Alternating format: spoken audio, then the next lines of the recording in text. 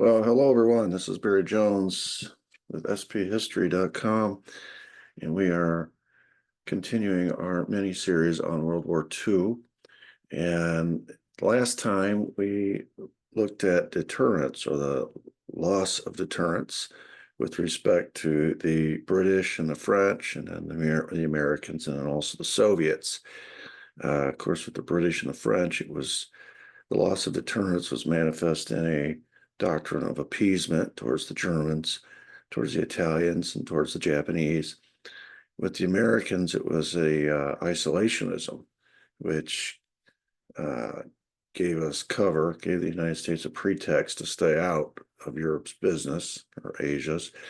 And then with the Soviets, it was collaboration with the Germans in the form of a treaty, a non-aggression treaty, which did more for the Germans than just provide it with the security of knowing that the Russians would not interfere. It also gave them a lot of access to the Germans, access to a lot of resources from the Soviet Union, which paved the way for Hitler's early successes as he barnstormed through Europe. All right, and when we concluded, we were just gotten to the point where the war has gone global. It's gone from a series of border wars in Europe and Africa and Asia, and now it's become a global war. Everybody's involved. Everybody's been attacked now. Everybody's declared a side. The double cross has happened in the Soviet Union. The Americans have been attacked at Pearl Harbor, and on and on. So it is now a global war, which is really not in the best interest of the Axis powers, because the Axis powers have been fighting since the beginning, right? Since 1939, essentially. They've been fighting longer. They've already had to go through one rearmament period. The question is, can they defeat the Allies before the Allies have to rearm, or can rearm? Can they beat the Allies before, especially the Americans, before the Americans get there and make too big a difference? Because you look at every conceivable measurement, and the Allies have more and better than the Axis powers. For example, the Axis powers have 200 million people under their purview. The Allied powers have 400 million people. We learned last time that when the Germans invaded the Soviet Union, they did so with 80 million people behind them. Unfortunately, the Soviets had 180 million people. So Germany produced 20,000 tanks during World War II. Tiny little Britain all by itself produced more than Germany, which is stunning when you consider that the Germans the British and their entire industrial capacity was under blitz by the Germans almost from the beginning. And the Soviets produced 70,000 tanks, and the Americans produced 55,000. So you start putting all those together, 70,000 plus 55,000 plus whatever Britain produced, which was more than the 20,000 that Germany produced. And you can see, as far as tanks were concerned, Germany was no match for the capacity that the Allies could bring to the table. And of course, of the Axis powers, Germany was the one producing the tanks. It wasn't Italy. It certainly wasn't Japan. Japan was more into naval power. As far as air power is concerned, total, there were 600,000 airframes, which is the mechanical structure of an airplane, produced during World War II. The Allies produced 400,000 of them. So 2/3 of all the airplanes, the air power, came from the Allied side. None of the Axis powers ever had access to a 4-engine bomber. They couldn't make it. Meanwhile, the Americans and the British produced 40,000 of those. So we learned the other day a 4-engine bomber can go twice as far, twice as fast. By 45, the United States gross domestic product, GDP, was larger than Germany, Italy, Japan, Britain, and the Soviets combined. This is why Hitler gave his sub-captains the order, don't fire on American ships. Until after Pearl Harbor, they had to avoid American ships, because Hitler wasn't a fool. He understood the capacity, especially from an industrial capacity perspective. he understood what the United States would bring to the table. He also thought it would take 5 years for us to make a difference. So his thinking is, once they do declare war, we got 5 years. After that, it's over. So we got to take care of business in 5 years. So the only way the Axis powers, once everyone is committed, the only way the Axis powers could win is if they could win it quickly. And initially, it looked like that's what was happening. We get to July of 1942, and if you had, it kind of reminds me as a basketball coach, halftime. And sometimes I would be coaching in a game, and you get to halftime, and you look up at the score, and you're, boy, if things don't change dramatically in the second half, early in the second half, we're going to get blown out here because things are not looking good. But fortunately, you have a halftime. You have ability to go into the locker room, recalibrate, maybe make some adjustments with respect to strategy or personnel, whatever, and come out and try again. Well, if history had been written in July 1942, determining who was the winner and who was the loser, the Axis powers would have won World War II if the history had been written in July of 42. Fortunately, there were 2.5, 3 more years of this.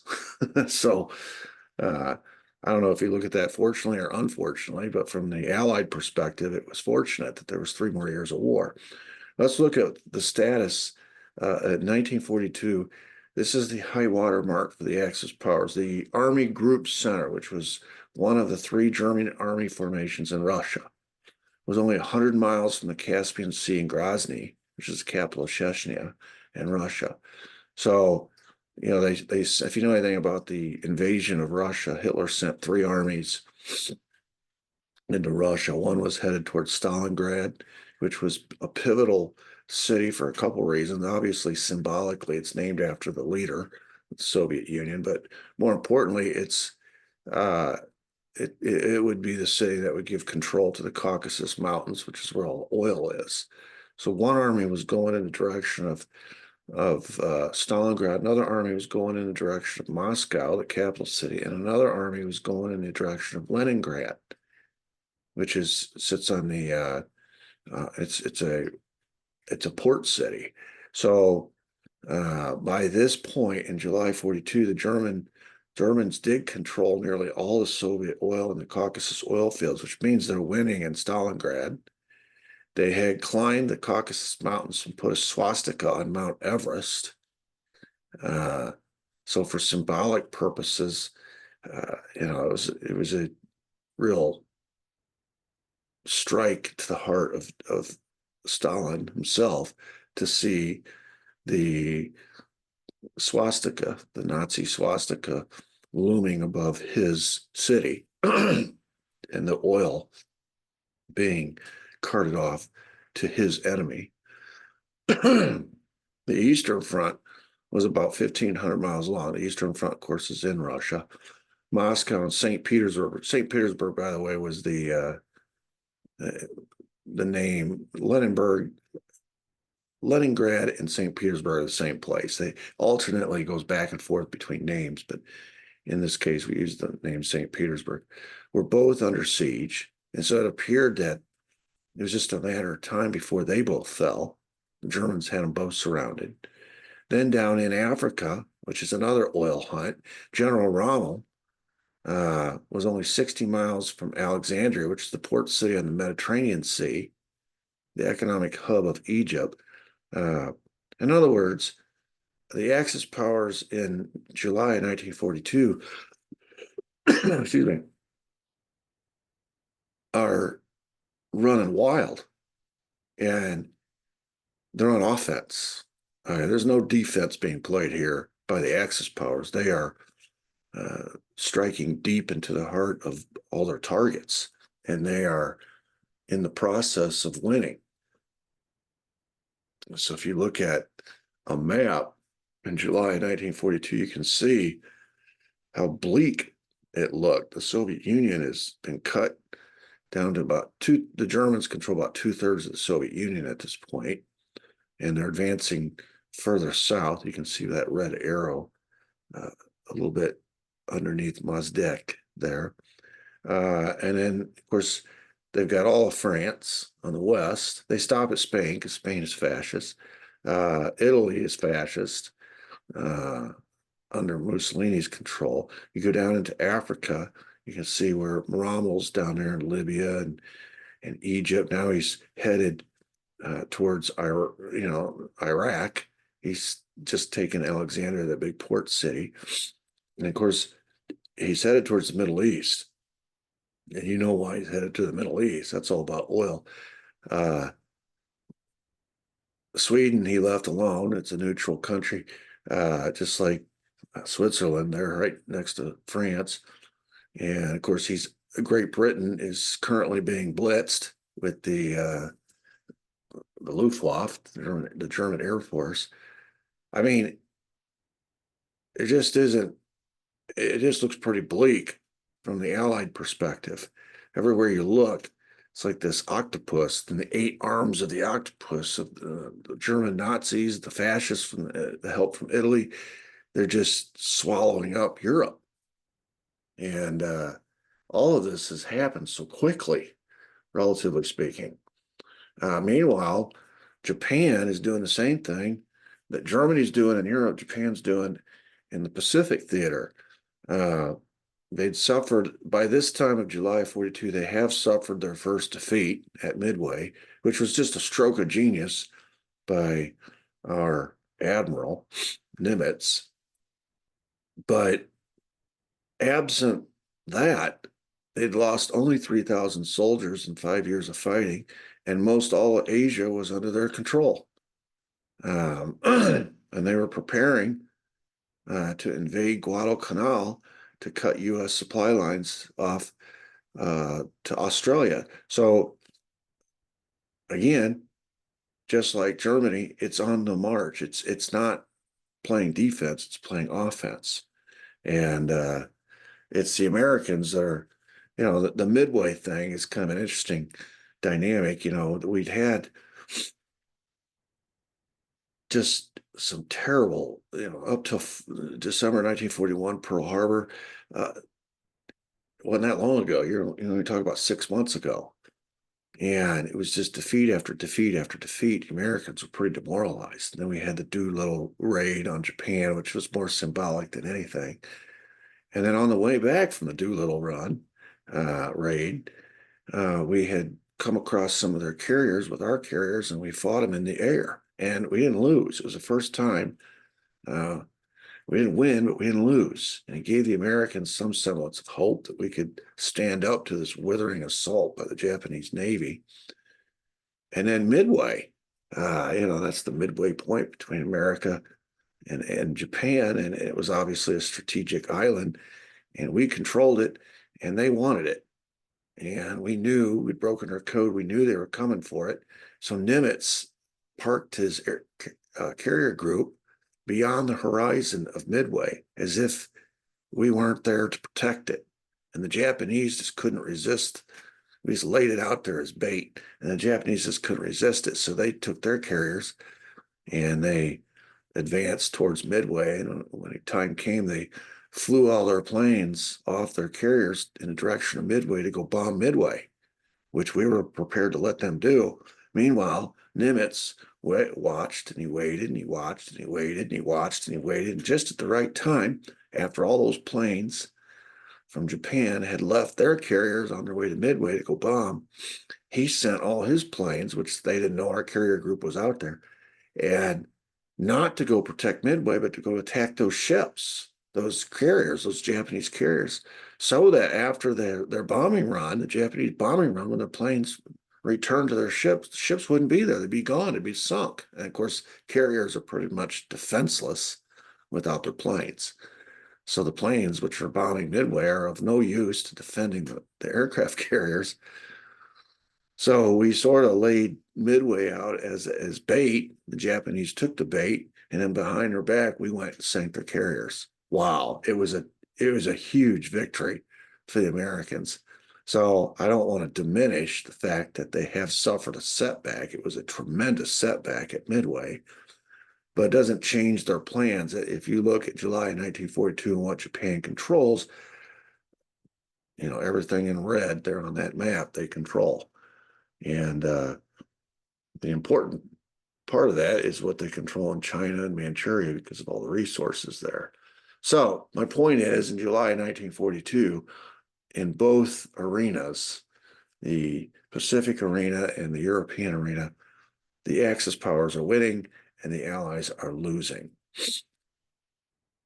In August of 42, so 1 month later, in the Pacific theater, the battle happens at Guadalcanal. Now, this is the introduction to basically the world, the United States Marine Corps.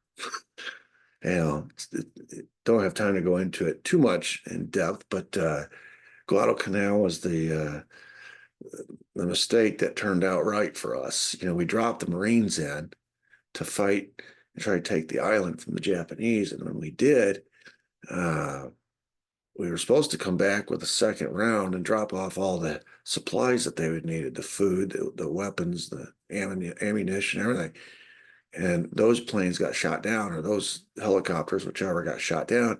And so basically our Marines were stranded on this island, Guadalcanal, with only what they could carry. They airdropped in. So only what they had on their persons, backpacks and sidearms and things of that nature, knives. And they're trapped on this island, which is just teeming with Japanese, and they're hidden in caves. You can't see them during the day because they hide during the day and they come out and fight at night. They've been there for a while. They have all their hiding spots, and we've just dropped these Marines in there. It looks like they're going to have to be the sacrificial lambs. We don't have any way to get them out. And we sort of just washed our hands of it and said, well, that was an operation gone bad. We're going to have to try again later. And so a period of time goes by. Next thing you know, reports start coming back. Hey, there's a bunch of fighting going on in Guadalcanal. And we saw an American flag the other day. And it turns out the American Marines, instead of just giving up, started fighting, taking the island inch by inch, using hand-to-hand combat. And eating what they could forage for off the land, and just working as a small unit, as a small team, to overcome all these Japanese that are embedded in the island. And it turned into some terrific fight. Anyway, the United States Marine Corps distinguished itself for what they accomplished on Guadalcanal. It became a template going forward how to take these islands, drop the Marines in there. It'd be nice if we could get their supplies to them, so it'd be a little easier. But drop the Marines in, let the Marines do all the dirty work. The Navy will tote them over, the Air Force will drop them off, and the Marines will do all the dirty work. And so this is why we have that famous monument in Washington, Iwo Jima. Remember, where the Marines are planting a flag in Mount Suribachi there on the high point in Iwo Jima. It was always the Marines that did all the hard lifting. And this is where they earned that reputation: the few, the proud, the Marines. And so, in addition to earning distinction here at home, it earned them a reputation amongst the Japanese. Boy, these guys are, sons of bitches, basically. So, hoo-yah for the Marine Corps. The European African theater turned because of the strategy that Stalin employed at Stalingrad, which was to basically play possum. They allowed the Germans to surround the city in the summertime and the late fall and in the fall, and they just kind of got smaller and smaller, and they just concentrated more within the city of Stalingrad. And again, it's bait. And the Germans took the bait and they entered the city from the front, and they started working their way through the city, taking it block by block. And the Soviets just kept backing up, allowing them to take the city. Meanwhile, while the Soviets were backing up, the seasons changed. And it went over from summer to fall to winter. And about the time wintertime comes, the Soviets, who had backed up almost all the way through the city, expanded it under cover of darkness and surrounded the city. So they backed out through the city, and as they backed out, instead of turning and running, they spread out and surrounded the city. And when the Germans woke up one morning, they were the ones surrounded in Stalingrad. And now they were under siege in Stalingrad. And the Soviets said, okay, it's wintertime now. We're ready to play. Of course, the Soviets had their winter uniforms on. They had all that. They're used to this. This is when they like to come out and play. And so this is when the Germans, my goodness, they started killing all the animals in the zoo in Stalingrad for food. They couldn't get any food in, any supplies. They started dying. You know, they didn't have any, they had their summertime uniforms on. They didn't have any gloves. They didn't have any boots, hats. The oil froze in the crankcase of their trucks and their Jeeps and their tanks. Their guns wouldn't fire. They're getting frostbite. Nobody wanted to fight. Of course, Hitler is ordering them never to surrender, never to surrender. Eventually, they're going to surrender. But this was a brilliant strategy by Stalin. He says, we're not giving up Stalingrad. We're going to look like we're giving up Stalingrad. We're going to play possum, and we're going to entice the Germans to come into the city. When they do, they're going to wake up one day, they're going to be surrounded, and it's going to be wintertime. And we're just going to hold them there under siege until they quit, until they give up, because they're going to run out of food at some point. And they don't have the right equipment to handle this cold and this snow. They're going to quit at some point. Boy, what a turnabout that turned out to be. And then Rommel down at El Alamein, the British are getting chased around by Rommel, and all of a sudden the Americans arrive. And, you know, Patton. And all of a sudden and he cries out to Hitler, he sends a word back to Hitler, hey, I need reinforcements. The Americans are here. When it was just the British, we got no issues. We got no problems. The Americans are here. I need help. The Americans, of course, they don't. So long story short, Hitler can't give him reinforcements because he's got an army under siege in Stalingrad. The other one is laying siege to Leningrad and Moscow. So they're occupied. He didn't have any soldiers left. He's overextended. And so he tells Rommel, just whatever you do, he gives him the same order. Don't surrender. Whatever you do, don't surrender. Stay in the fight. And of course, that's not going to work. Rommel's going to eventually surrender down there as well. It's one thing when you're in the safety of headquarters back home in the Fox's lair, right? In the bunker that they've prepared for you, to give orders, don't surrender, don't surrender. But when you're in Stalingrad, freezing to death, when you're in Alamein getting butchered by the Americans and the British, it's a little different. And from this point forward, just 1 month after the high water mark, just 1 month, 2 months later, all of a sudden the Germans find themselves under a siege a little bit in Russia and in Africa. And the situation has turned just that quick. And now in Russia, it had nothing to do with the introduction of the Americans. It had everything to do with the seasons changing, which Hitler should have known that when he went in. But in Africa, it has everything to do with the Americans getting there. So now the only remaining question is, if you took a snapshot in July of 42, it looked like the Axis powers were winning. But if you take a snapshot in August or September of 42, the situation has completely changed that fast. And the only remaining question now is how many more millions of people are going to have to die in order to achieve an unconditional surrender.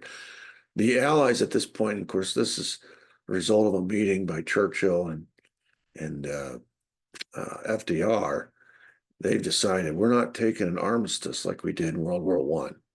We're in World War II now because World War I didn't get solved.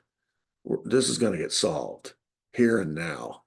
And so we're only going to accept an unconditional surrender. The problem is you're dealing with despots. You're dealing with a Hitler.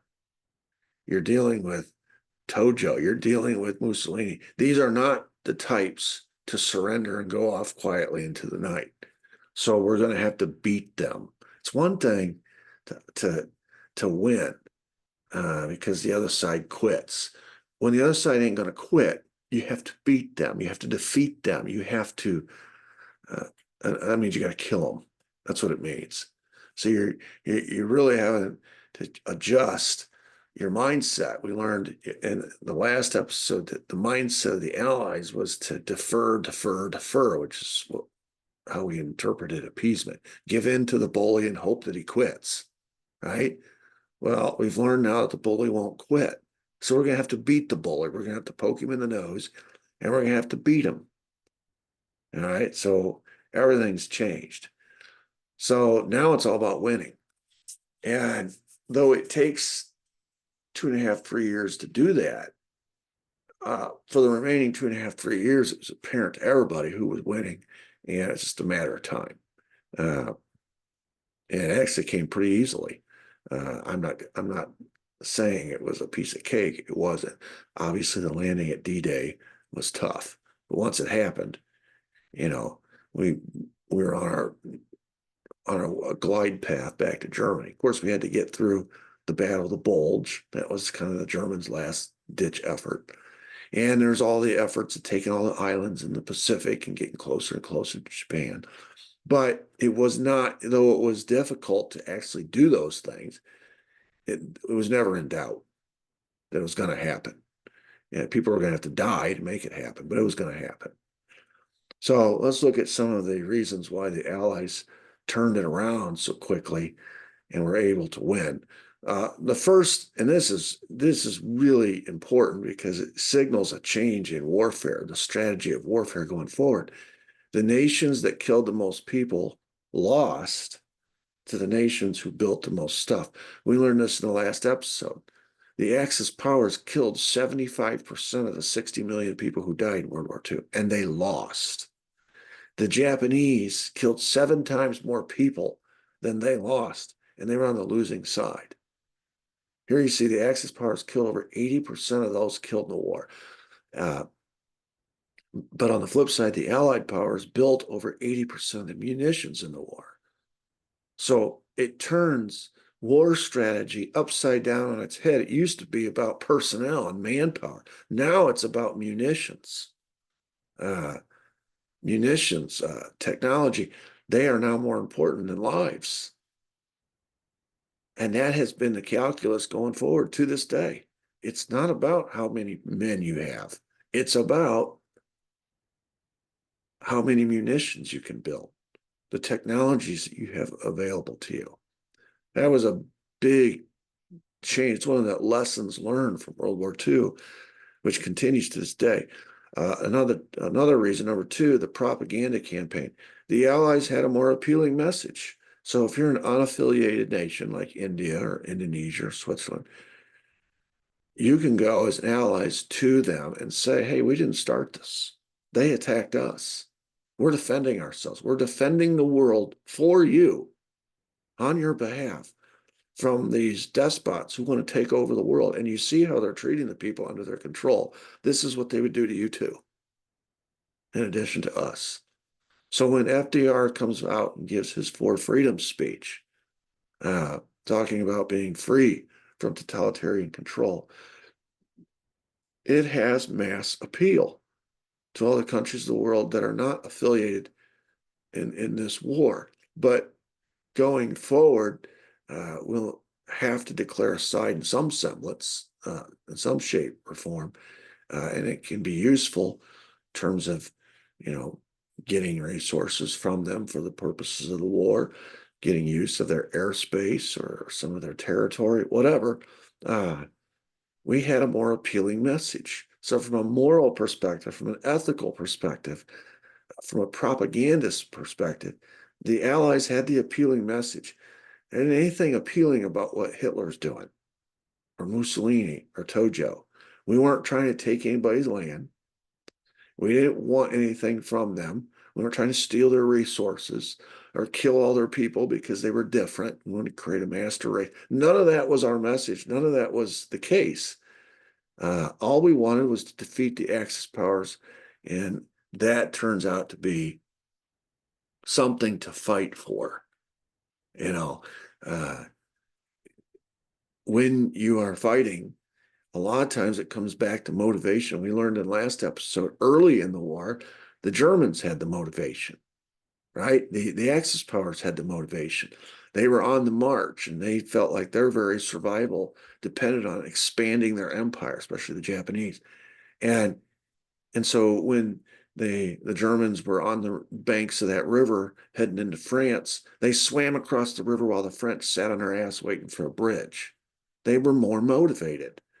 But as time goes on, it becomes the momentum changes, and all of a sudden the motivation switches sides. I mean, as far as who has it, who doesn't.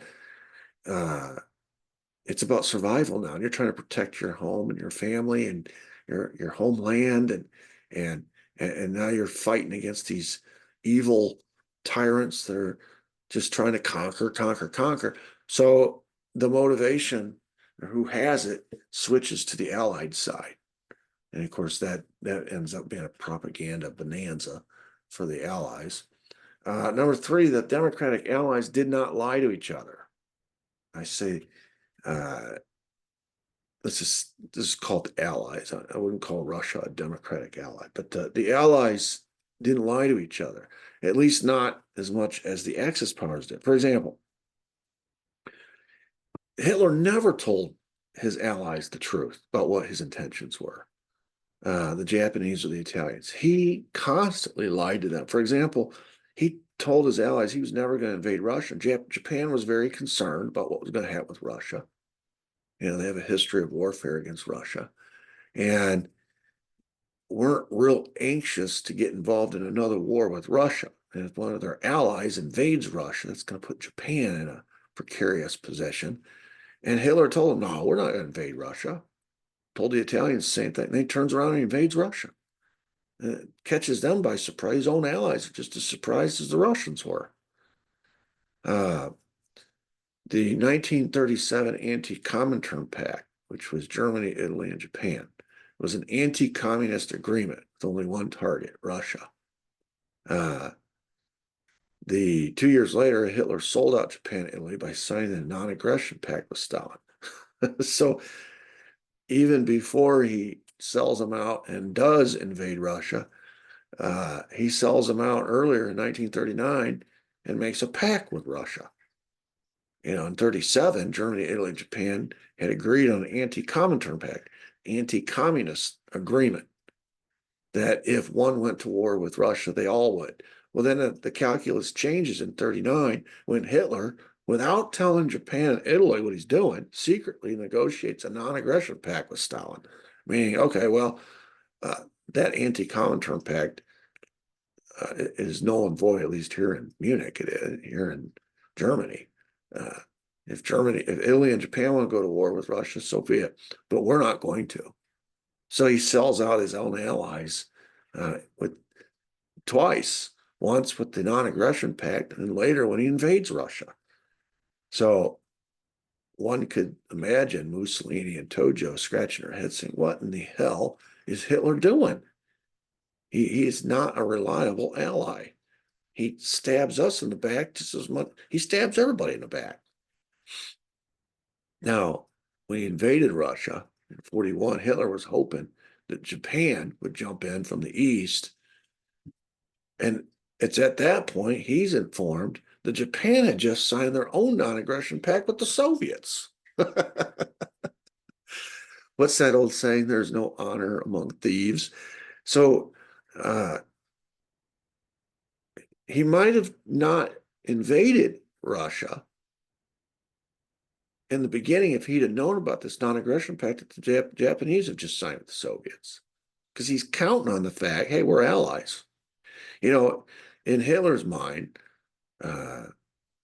when it was important for him, the fact that he had allies was significant. It should be important to his allies. But when it wasn't, he casually threw them overboard. You know, when he invaded Russia, he was counting on his allies to, you know, he figured it would obligate them he didn't bother asking for their permission or telling them in advance. He just did what he did, double crossing people everywhere he went. That was the thing. They just double crossed each other. The Germans double crossed the Japanese and the Italians twice, once in the non-aggression pact, and the second time when they invaded. The Japanese double crossed the Germans with their little non-aggression pact with the Soviets. And then the Italians lied to Hitler about their intentions in Greece and the Balkans. They never told the truth to each other. So it's kind of hard to be allies and support one another when you don't know what the other's doing. The left hand doesn't know what the right hand's doing. The Japanese did the same about Pearl Harbor. They maintained right up to the last minute to Hitler and to the Germans, they were not going to attack Pearl Harbor. In fact, famously, after the attack, Hitler asks his generals, quote, "Where's Pearl Harbor?" Didn't even know.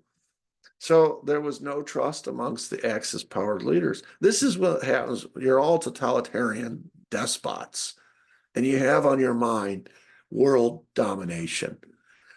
Temporarily, in the short term, I need these people to help me. But at some point, I want to conquer them too. So they all were working sort of with each other when it was convenient, but against each other when it was convenient.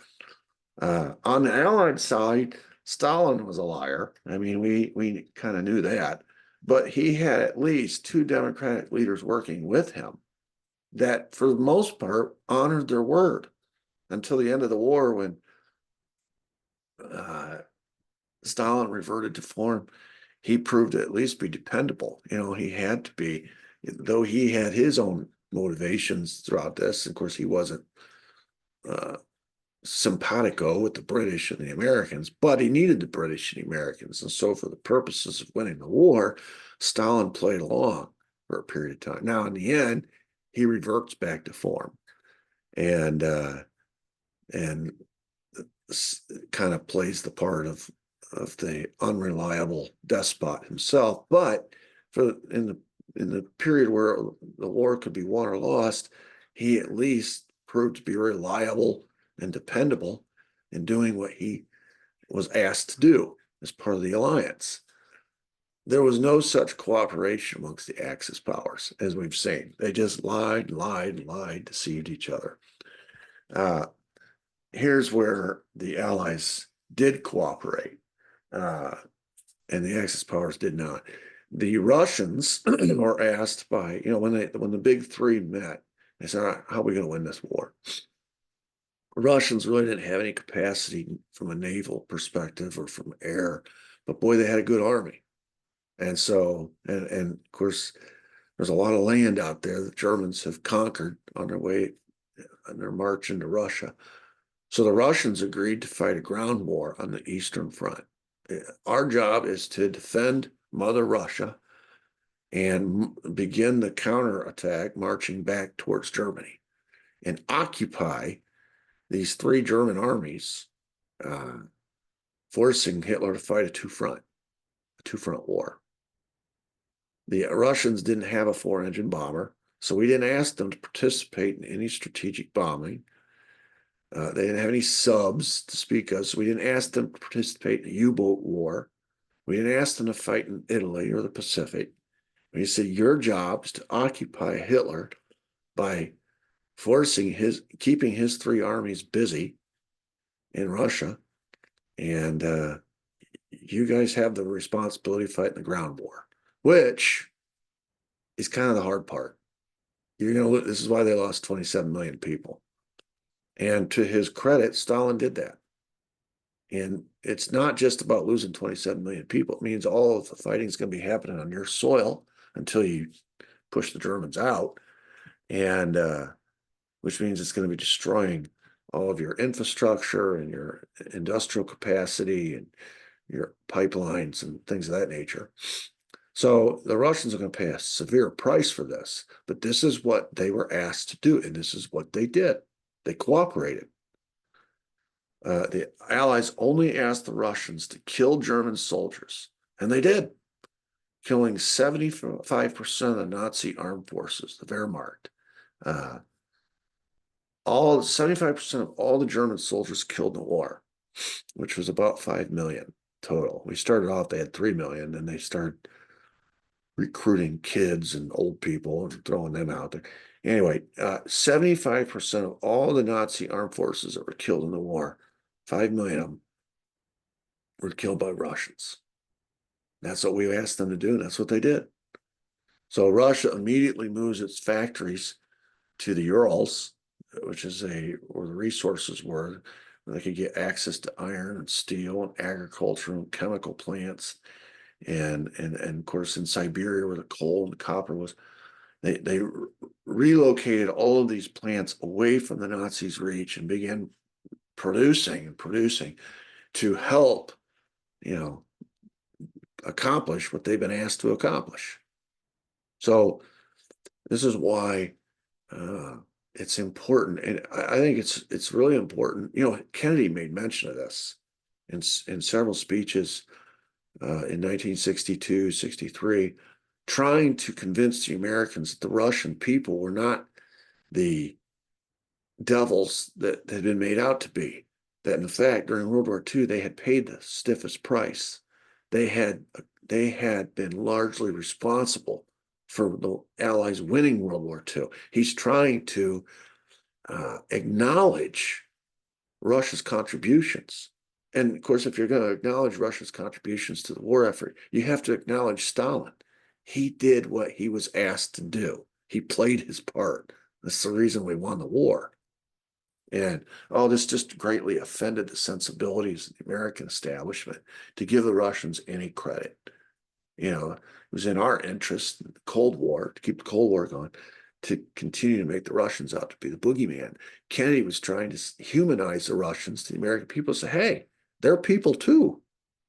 And they paid a stiffer price than we did in World War II. And in acknowledging that, he pissed off a lot of people that and later came back to bite him, unfortunately. Toward this end, the Americans gave the Russians some resources to be used in this effort. We gave them 2,000 locomotives. We gave them 375 Dodge trucks. The Germans famously called all of this stuff that the Russians got from America, they called them automatons or automatic robots, complaining that these, quote, damn Americans have motorized their divisions, and 70% of our divisions are driven by horses. They have an oil war. We have a grass war. So, all of a sudden, the Russians get this infusion of American technology, trains and trucks. All of a sudden, fighting the Russians is taken on a completely different dimension or dynamic.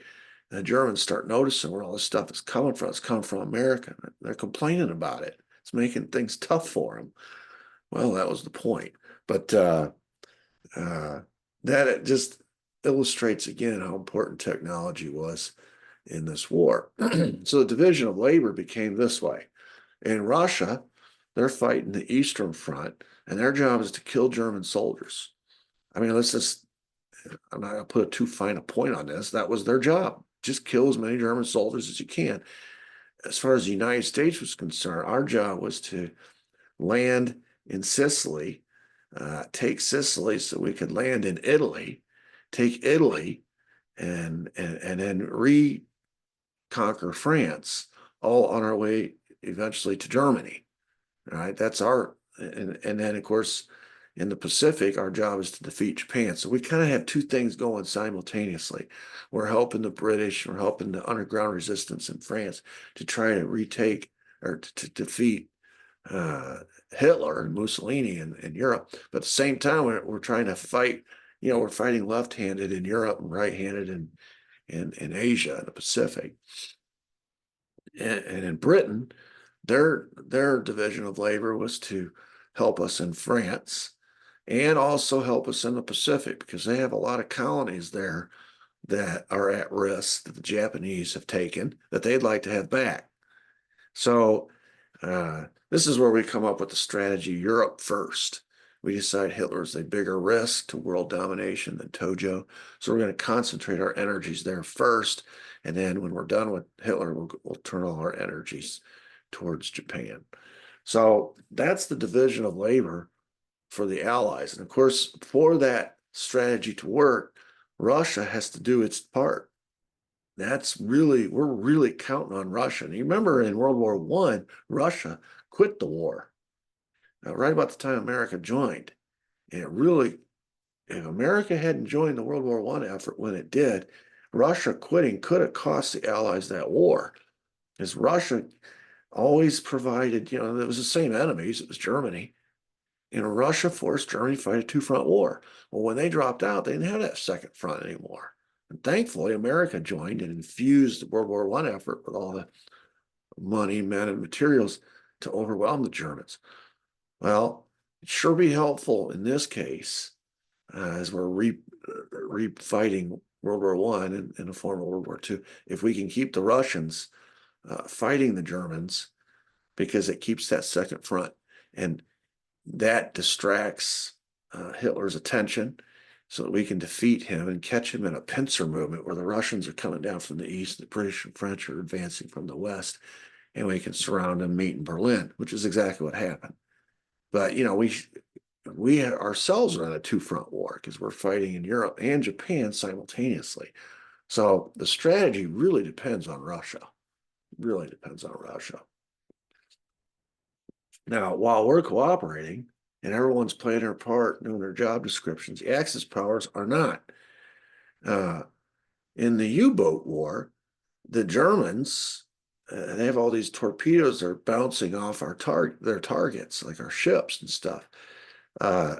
Their torpedoes turned out not to be any good, like our torpedoes. Torpedoes were, it was notorious for these torpedoes to be shot. That's why they'd shoot 5 or 6 of them at one target, because most of them were duds.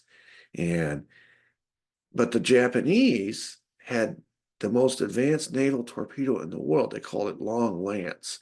It could go 24 miles, the same distance as a battleship's gun. So, it put them at,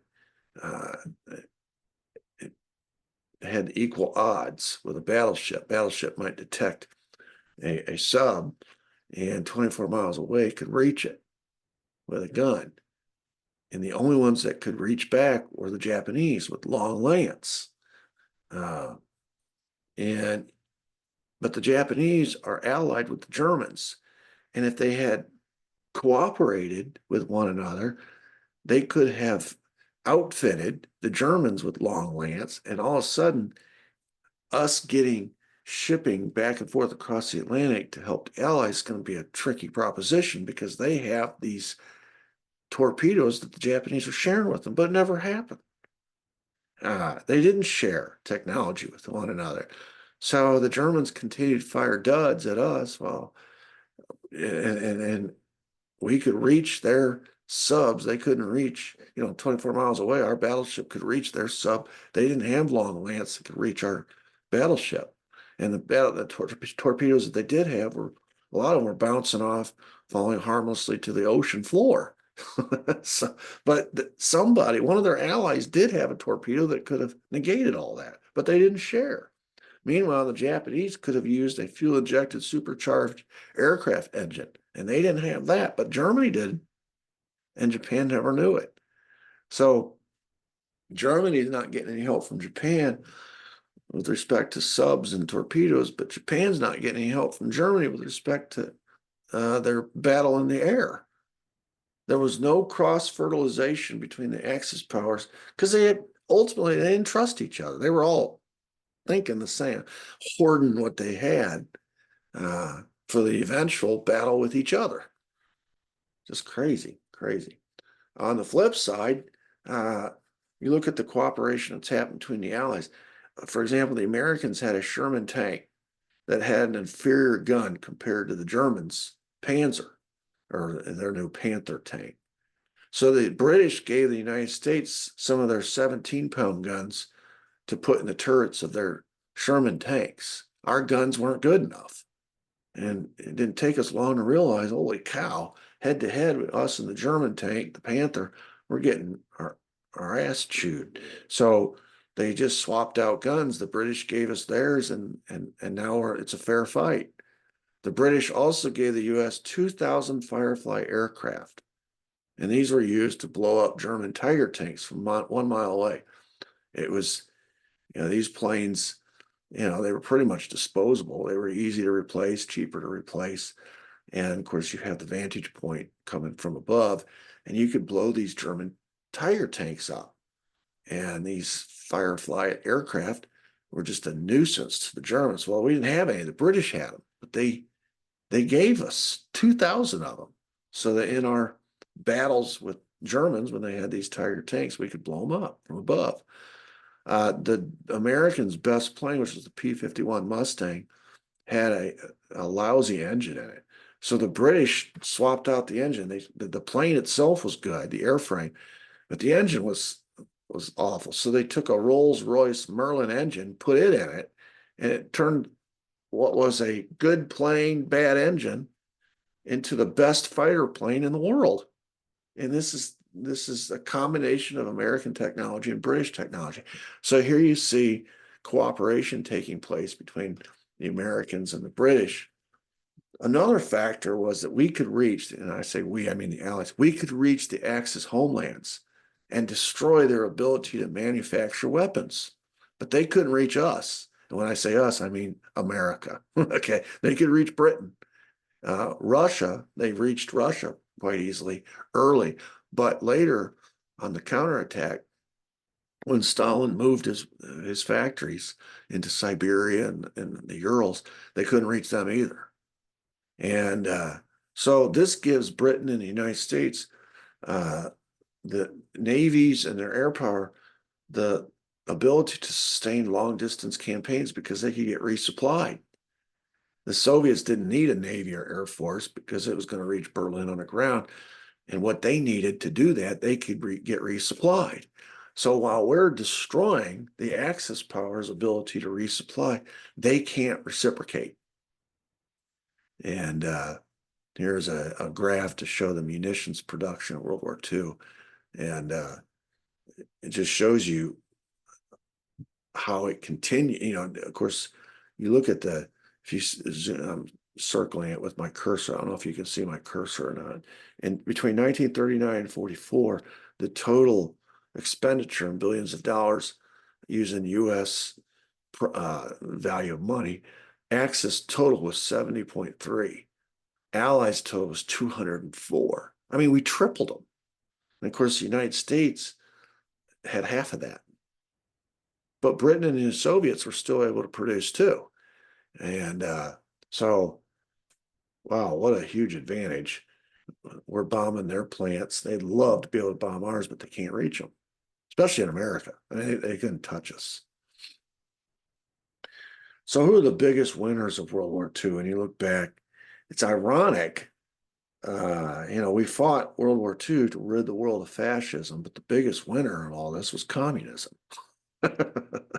I mean, pretty much all the territory that we chased the Germans out of, that they had at some point controlled, ended up in the hands of Stalin and the communists. Not all of it, but a good chunk of it. The Soviet Union becomes the dominant power in Eastern Europe. The satellites, which are those countries in pink there, just unfortunately happened to be in the wrong place at the wrong time, were at one point free and independent countries, right? Poland, Romania, and Bulgaria, Yugoslavia. Well, when Germany invaded them on their way to Russia, they became part of the German Empire. And then when the Soviets counterattacked and went back, headed towards Germany, reinvading them from the east, they became Stalin's territory, Russia territory. And so the satellites, the Crimea, the Ukraine, the Baltic states, all fall under the control of another ism. Instead of fascism, it's communism. A Soviet diplomat was laughing about it. Says, quote, "You guys went to war to stop fascist totalitarianism by Hitler in Eastern Europe. You realize, of course, you ensured communist totalitarianism by us instead." That's exactly what happened. That's exactly what happened. And then right on the heels of World War II ending and this great big monolith in Europe being red. Right on the heels of that, we have a communist revolution in China, and it turns red. This is why we had a Red Scare in America, because the two largest countries in the world, one by land mass and the other by population, are now communist. It looks like the communists are taking over the world. And there's some people scratching their heads saying, what did we just fight World War II for? This is one of the reasons why, excuse me, we were actually kind of rooting for Hitler and the Nazis prior to World War II to become a world power, to act as a check and balance against Soviet expansion. But now they're gone. We've cut them into four parts after the war, split Germany into four parts, and now the dominant power is Stalin, who isn't any different than Hitler. In fact, an argument could be made he's much worse than Hitler. And communism isn't much worse than fascism, or much different than fascism as far as its aims and its desire for world domination. So we literally traded one enemy for another. Is what we did. So obviously the Soviets are big winners after World War II. The USA is also a big winner. It achieved its objectives. We got an unconditional surrender from both sides, or from both in Europe and in the Pacific. We only lost 425,000 people, which is about 3% of our military. Just like World War I, we jumped in late enough, and because none of the fighting happened on our soil, and because of the technological advantage, we just didn't lose that much. We came out smelling like a rose on that front. We occupied all three Axis countries after the war, and there's been peace there ever since. I mean, we occupied Germany, eventually splitting it into East Germany, West Germany. We occupied Japan and Italy, and we've had peace with those three countries ever since. We rebuilt them, the Marshall Plan. This was more of this was not, the motives were not completely altruistic in this. You think, oh, that's, if you break it, you buy it. I mean, we destroyed these countries. Now we're going in and rebuilding them. We're like Santa Claus, right? No, it's not. It's more about stopping communist expansion. We knew that if we didn't go in and rebuild these countries, they would turn to the Soviet side, and the Soviets would do it, and they'd become communists. So this became our part of our containment strategy to contain the spread of communism, was to financially, use all the means at our disposal, whether it was diplomacy, whether it was military, whether it was financial, whatever, to help these unaffiliated countries stay free after the war. So we rebuilt a lot of countries through the Marshall Plan. We did the impossible by bringing former enemies together: China and Japan, Poland and Germany, Ethiopia and Italy. They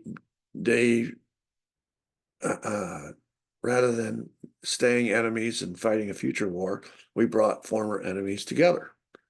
And that was only possible because America, which was one of the two superpowers after World War II, is the one enforcing this, right? If you just left it up to China and Japan, they'd probably be at each other's throats like usual. Poland, Germany, the same, et cetera, et cetera. But because America was enforcing it and they wanted to be on the American side, they did what we asked. We found ourselves now, unfortunately, in a new Cold War with our former ally, the Soviets. And that happened before the war even ended. The jockeying for position was already starting to take place. And now, one of the biggest losers of the war, simultaneous to the fact that it was a big winner, well, it also lost a lot of people, a lot of money, a lot of men, a lot of material, right? 27 million Russians died in this war. Now, as part of it, it's their own fault, because they were duplicitous in their collaboration with the three Axis powers, bringing this pox on their own house. They're the ones who made Hitler powerful enough so that Hitler at some point would think that he could conquer them and create this mess in the Soviet Union. And so in some measure, shape, form, the Soviet Union has to take responsibility for the fact that they made Hitler. And so do we. We helped create Hitler. We helped create a strong Nazi Germany post World War I with our financial investments in Germany. But here we're talking about one of the biggest losers and how many men that the Soviet Union lost. It's a direct result of their collaboration with Hitler prior to them being double-crossed. And so, yes, they played a part in their own demise as far as that's concerned. Great Britain was a big loser in World War II, hugely. And, I kind of feel sorry for Great Britain. It was the only country to fight the entire 6 years from the first day of the war to the end. I mean, Germany didn't fight the entire 6 years. They quit in June of 45. So prior to, they weren't involved in any of the finishing up efforts in the Pacific. Japan, none of these other countries fought the entire 6 years. It was just Britain from the first day of the war to the last day of the war. It was the only country that went to war on principle. They didn't go because they were attacked. Now, eventually they were attacked, but they went initially because they were in defense of an ally, right? Poland at first, and then France second. The U.S. only went because they were attacked by Japan, and then Germany only declared war against them. So now that's what got the U.S. in. The Soviets only went to war when they got double crossed. All right, so 2/3 of the Allies only were in the war because they themselves were attacked. They were there protecting self-interest first and foremost. The British went to protect an ally. Brilliantly led. It was Winston Churchill who figured out that Adolf Hitler was the Mike Tyson of world leaders. When I was coming of age, I was a teenager going to college. The big thing was to buy into these Mike Tyson fights. And me and some buddies, we'd spend some money to get the pay-per-view to watch Mike Tyson. Mike Tyson was the baddest man on the planet. And they'd have all these fights in the undercard, and you'd work your way finally to the main event, which was Mike Tyson. You'd spend all this money and all this time commitment waiting for the big event, and the fight would last a minute and a half, 90 seconds. He'd come out and just beat some people they'd be so scared you could see guys literally shaking. That was Adolf Hitler, blitzkrieg. What Churchill figured out is if you can just hang in and take the beating and last a few rounds, Hitler will lose interest. He's got a short attention span. He'll start making mistakes. And that's when you can outlast him. And that's eventually what boxers figured out against Tyson. If you just hang in there and withstand the assault in the first round, second round, you might get a punch in. Third round, you might get a couple punches in. Fourth round, you're still standing. Tyson's used up all his energy, all his mojo. Now you can start counterattacking, which is, that's what the Russians did. That's what the British did. That's what the Americans did. And so it was, it was Churchill who figured that out. So Churchill was the one who first figured out that you couldn't trust Hitler. He predicted accurately what Hitler was going to turn into. And then he's the one that figured out the strategy to defeat him. And they invested mostly in air and naval power. They lost the fewest casualties of everybody, less than half of its World War I casualties because of that investment in air and naval. And they mobilized to an unprecedented level. Per capita, Britain's a pretty small country. So per capita, their investment was higher than either the US or the Soviet Union. And when the war was over, they were flat broke. And not only was it flat broke, going into the war, Great Britain had this big empire.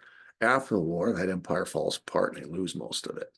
So the financial capital of the world prior to World War II was London. The financial capital of the world after World War II shifted across the pond to New York City. The empire that was the world's strongest and longest lasting before the war was Great Britain. The empire that was going to be the two empires that were going to emerge after World War II is going to be the Soviets and the Americans. And So in large part, we owe our victory, the Allied victory in World War II, to Great Britain, specifically to Winston Churchill. But boy, it came at a cost. It came at a cost. Um, and then the British people promptly turn around. Churchill's what Victor Davis Hanson calls a tragic a hero that you call because you're in need, and he's not exactly the guy that you want. He doesn't look the part. Maybe he doesn't. He's and during times of peace, you ignore him.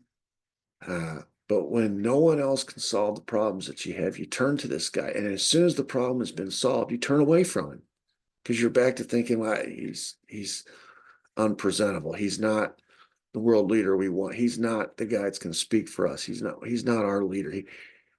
You turn to him when you need him, and then you turn away from him when you don't need him anymore. He's a tragic hero. So as soon as it was apparent they were going to win, they voted him out of office. The British people, they put him in office when they needed him because of Chamberlain's foolishness with appeasement. He wins the war, and the thanks he gets for it is they vote him out of office, kind of like Abraham Lincoln. 5 days after winning the Civil War, he gets assassinated. He never gets to enjoy the fruits of his labor. Same thing with Churchill. And they turned to socialist policies after the war. They began socializing the railroads, healthcare, transportation, iron, steel. And within 10 years, the countries that were destroyed by the war, Japan, Germany, were industrial powerhouses. Germany turned out, Mercedes, Hondas, Toyotas. While Britain's car industry went kaput. They they gave up their colonial empire after the war.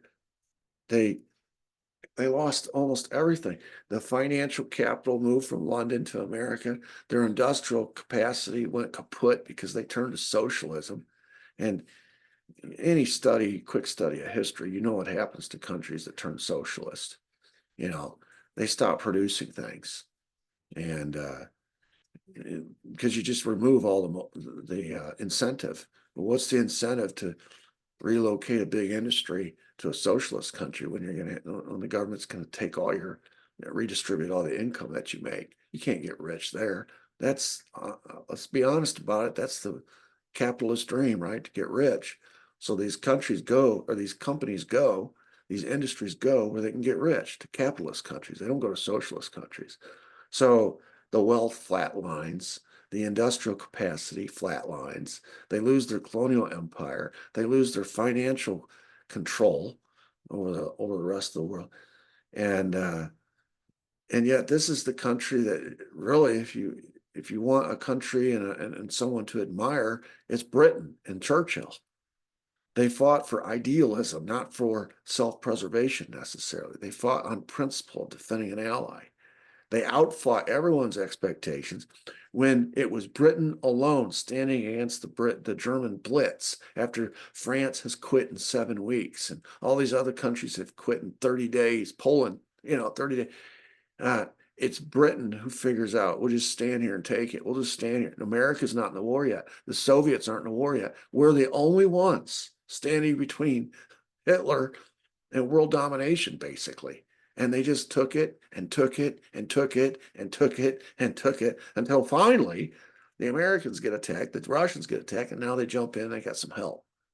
So there is no country, no leader more admirable, more idealistic than Britain, but they outfought everyone's expectations. No one thought they could hang in there against the German war machine.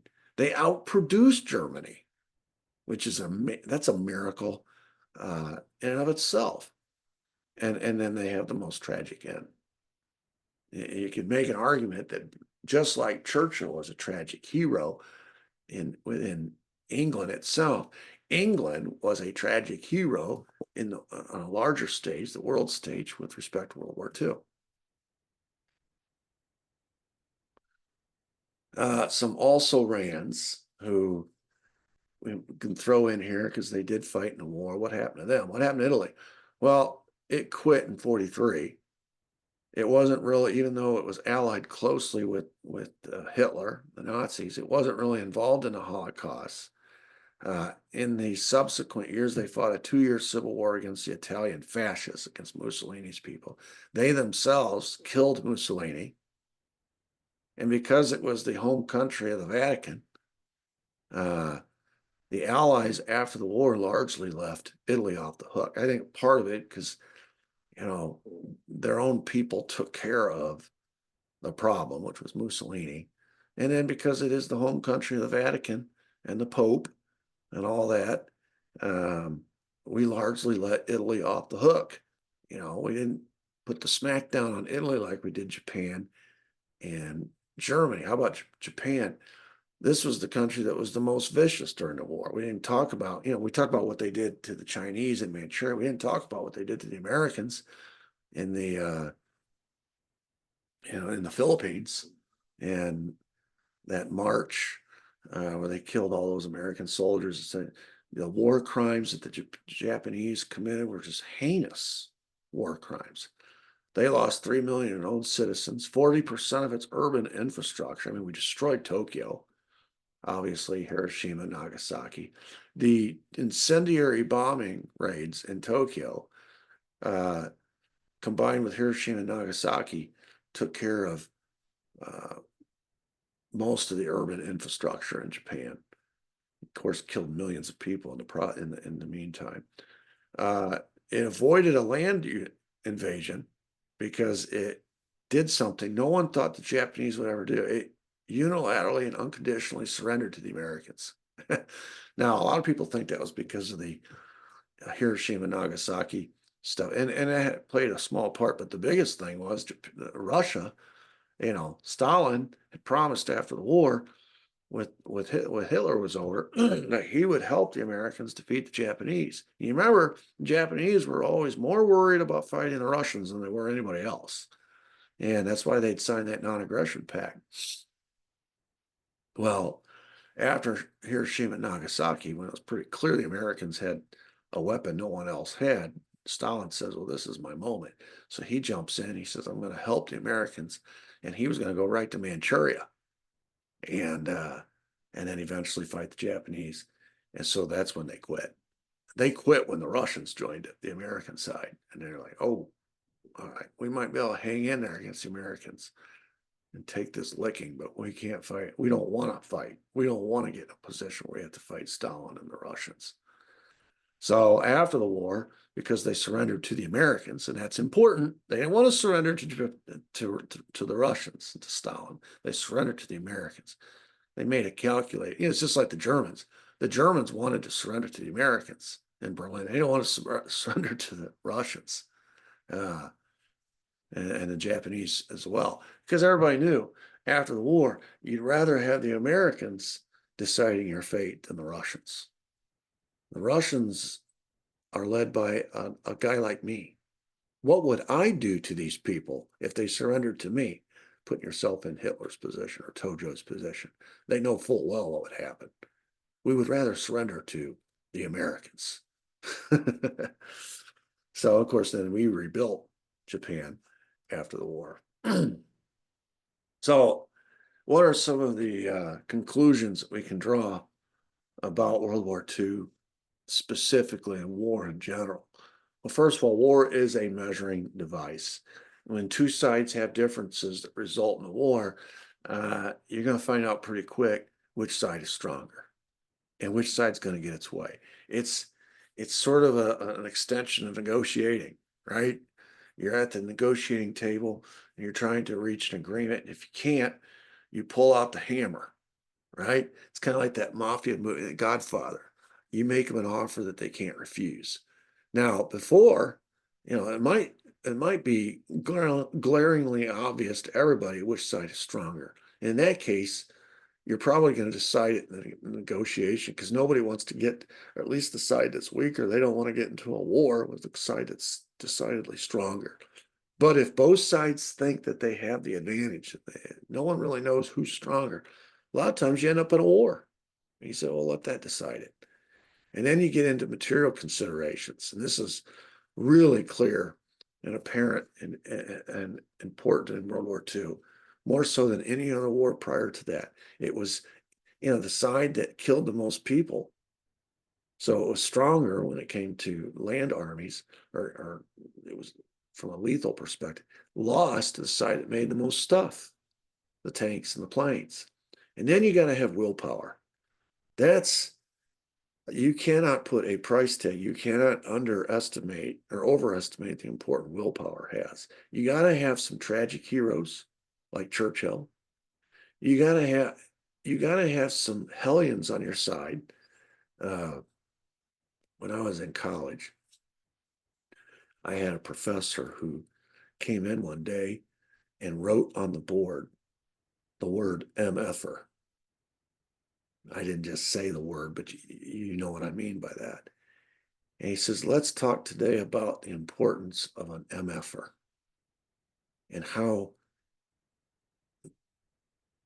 necessary it is to win a war. You need one of these on your side.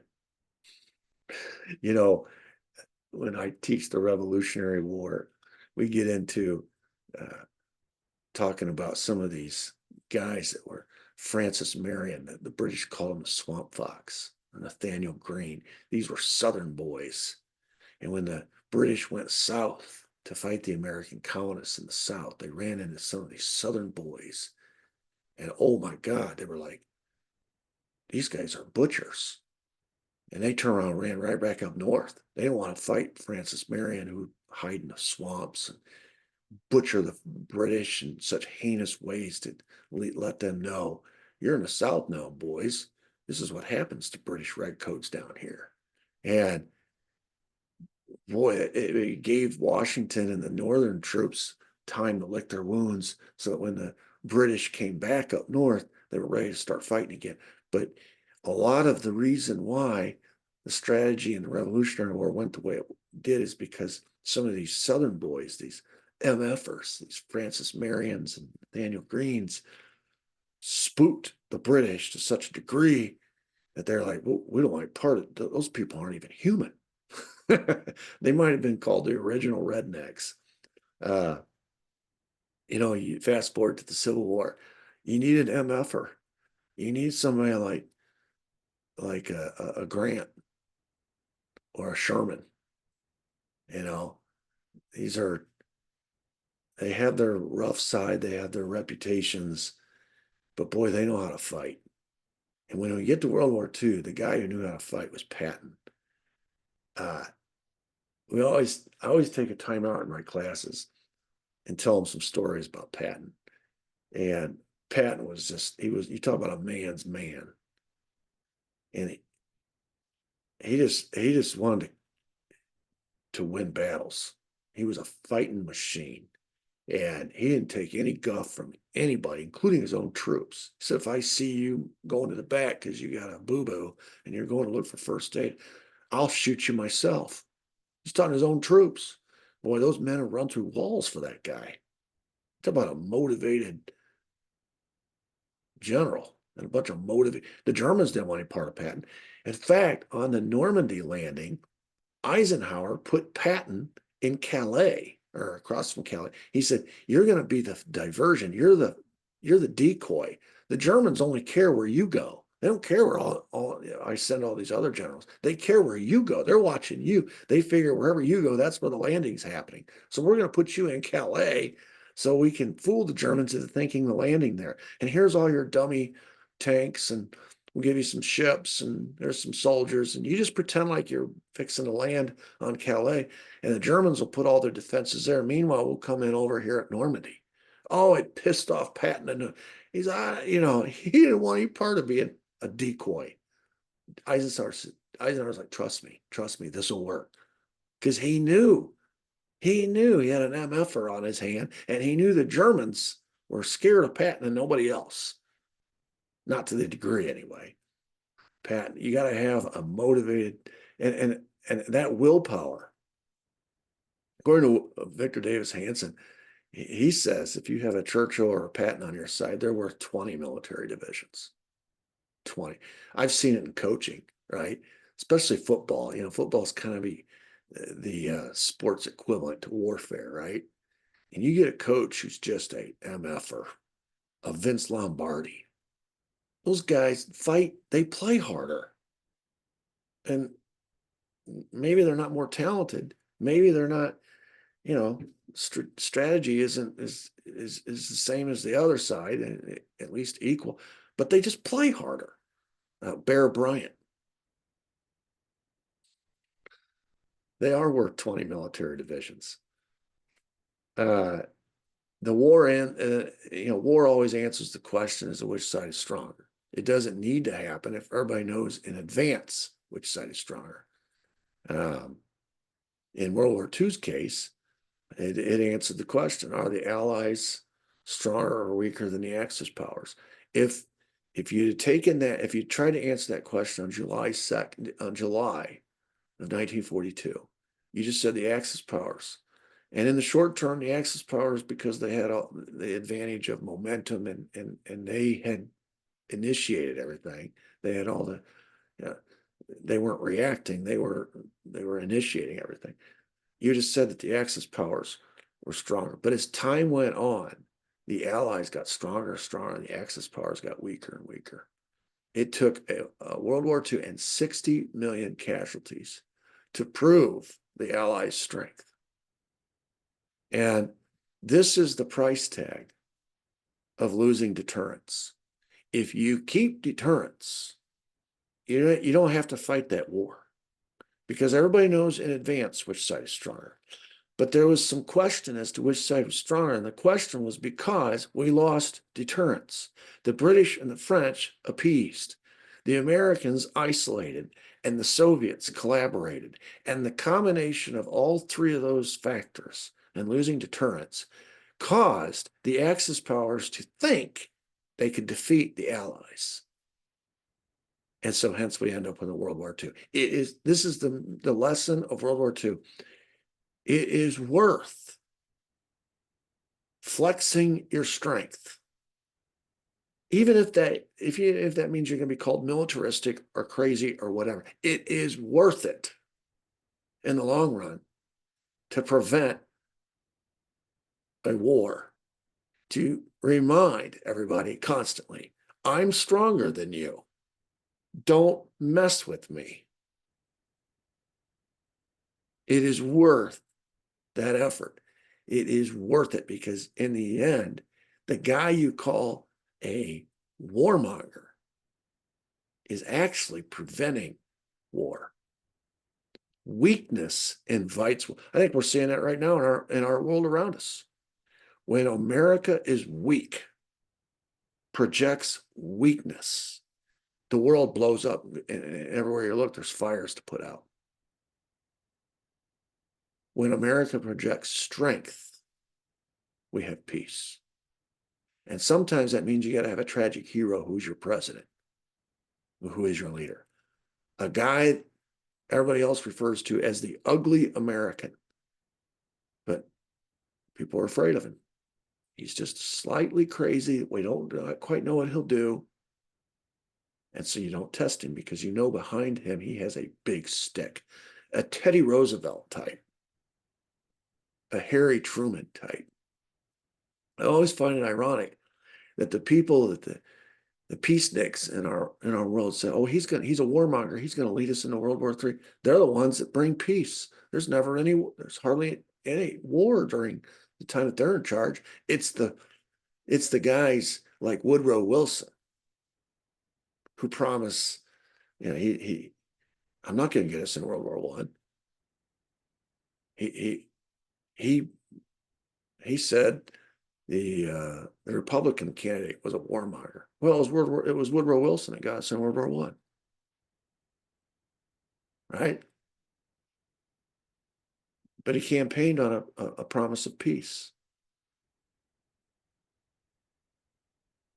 I think that's interesting. And I think that's a really important life lesson. Peace through strength actually does work. And it saves lives ultimately. Ultimately. All right.